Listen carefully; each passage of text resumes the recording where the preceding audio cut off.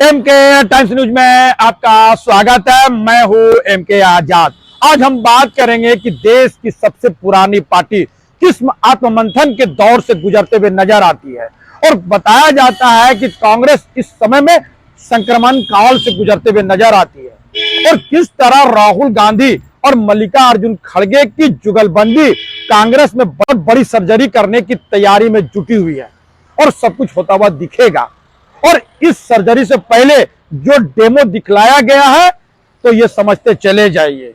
और अंदर खाने की रिपोर्ट बताती है कि कांग्रेस में सबसे बड़ा सर्जरी करने की तैयारी पूरी तरह से राहुल गांधी और मल्लिकार्जुन खड़गे की जुगलबंदी कर चुकी है।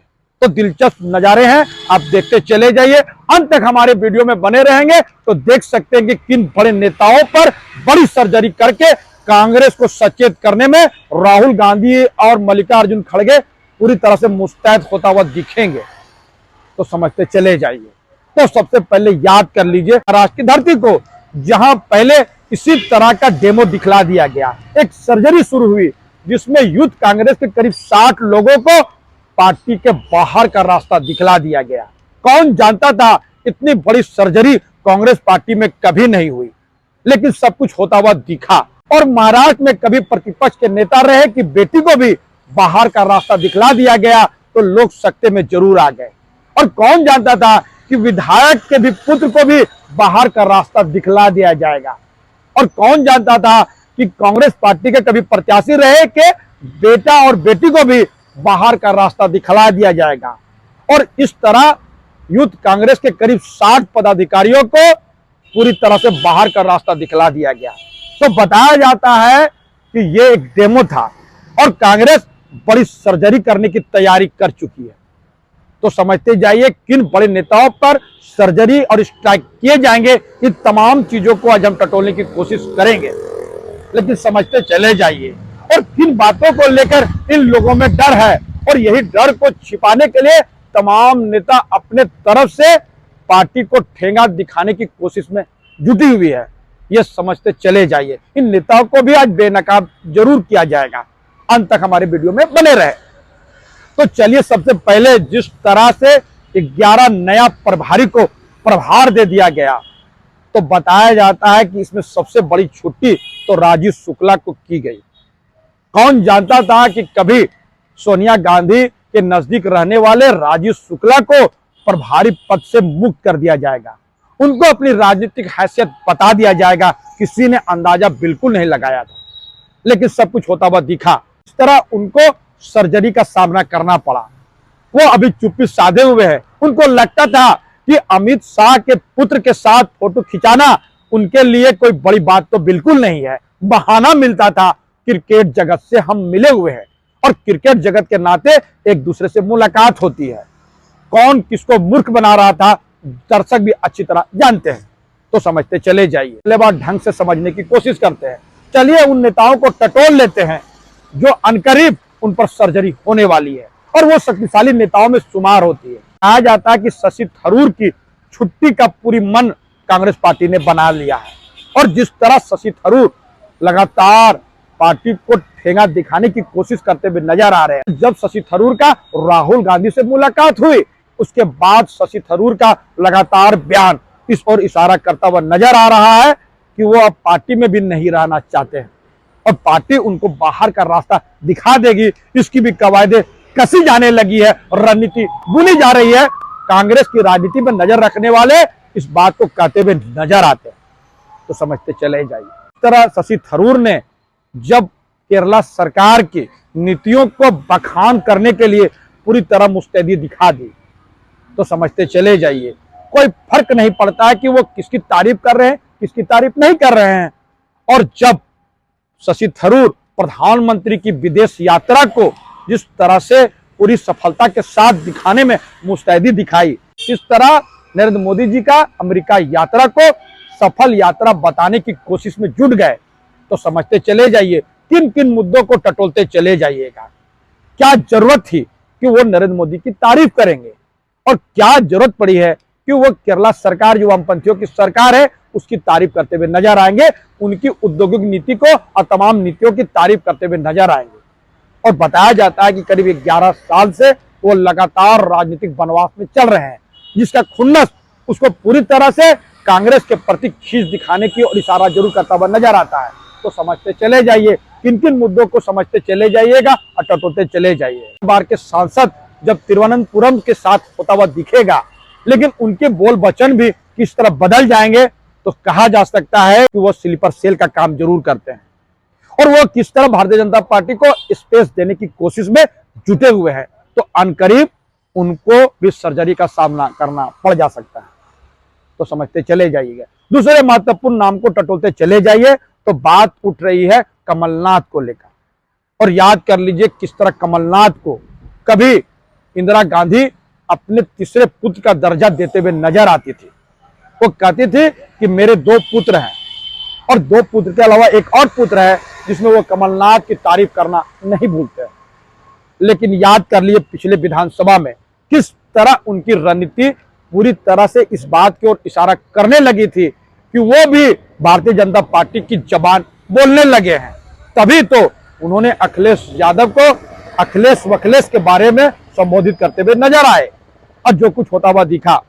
बताया जाता है कि सब कुछ माहौल कांग्रेस के अनुरूप बनता हुआ नजर आ रहा था और शिवराज सिंह चौहान की एंटी इनकम्बेंसी को भुनाने में कमलनाथ पूरी तरह से विफल साबित हुए। तो इसके पीछे वो भारतीय जनता पार्टी की बोली और उनकी रणनीति पे काम करना बताया जाता है। किन किन मुद्दों को टटोलते चले जाएगा, ये तमाम चीजें कांग्रेसी ही एक दूसरे पर आरोप प्रत्यारोप करते चले जा रहे हैं।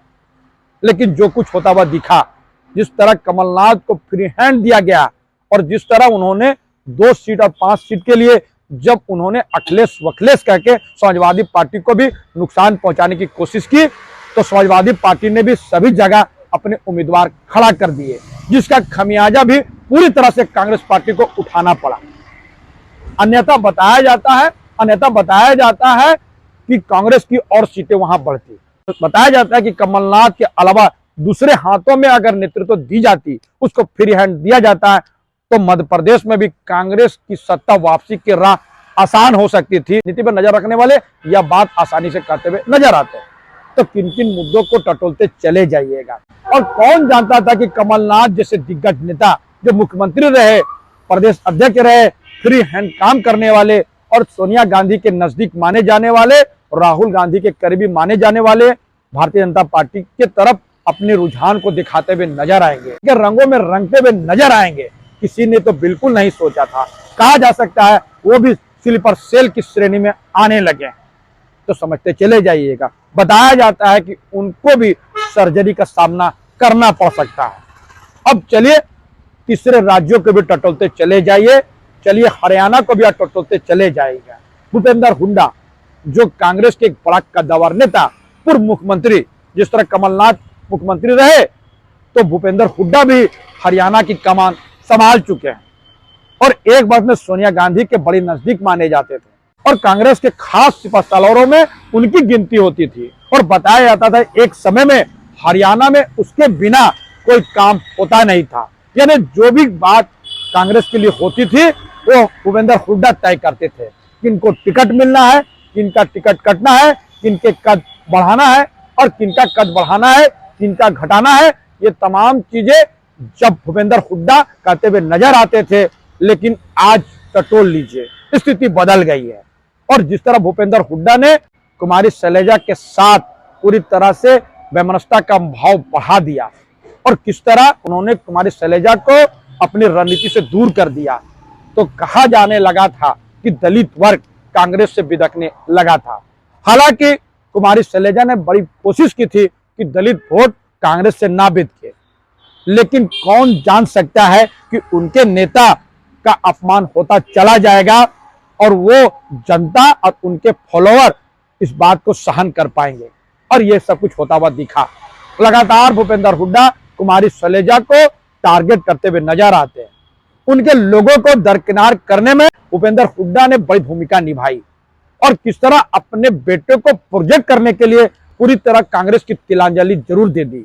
और याद कर लीजिए हरियाणा चुनाव को लेकर तमाम मीडिया जगत कांग्रेस की वापसी होता हुआ दिखाता था और जिस तरह से किसान आंदोलन के बाद हरियाणा में कांग्रेस के प्रति लोगों का विश्वास बढ़ता चला जा रहा था।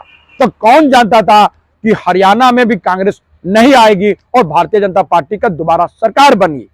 और इसके पीछे जब कांग्रेस पार्टी ने टटोलना शुरू किया तो बड़ा राजनीतिक विलेन बनते हुए नजर आए। बताया जाता है कि उसी की रणनीति ने पूरी तरह से हरियाणा में कांग्रेस की विदाई तय करा दी। कहा जा रहा है कि कांग्रेस आलाकमान भी भूपेंद्र हुड्डा से काफी नाराज है और इस बार उनको भी सर्जरी का सामना करना पड़ जा सकता है।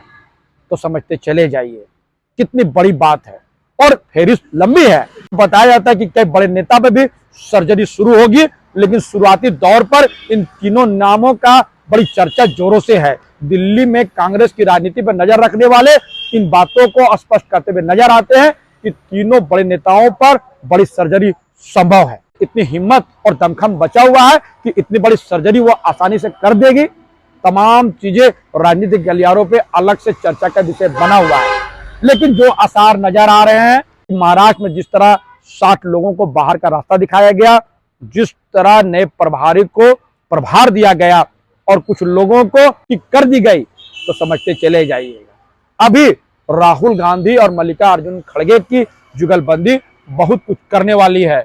बताया जाता है कि इसकी पृष्ठभूमि 2013 से ही तैयार कर ली गई थी, लेकिन यह संभव नहीं हो सका।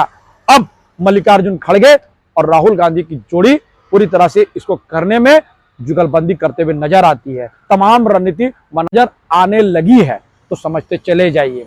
तो चलिए आज हमारा यहीं पर ये बात समाप्त हो जाता है। तो ये हमारा छोटा सा विश्लेषण आपको कैसा लगा अपने कमेंट्स जरूर कमेंट्स करिए, और जिन्होंने अभी तक न्यूज को सब्सक्राइब नहीं किया उसे विनम्र निवेदन की सब्सक्राइब जरूर कर दे, संभव है शेयर कर दे। ज्वाइन का बटन है, आप आर्थिक सहयोग भी कर सकते हैं ताकि हम आपके लिए इसी तरह के वीडियो सामने ला सके। तब तक के लिए हमें विदाई दीजिए। जोहार।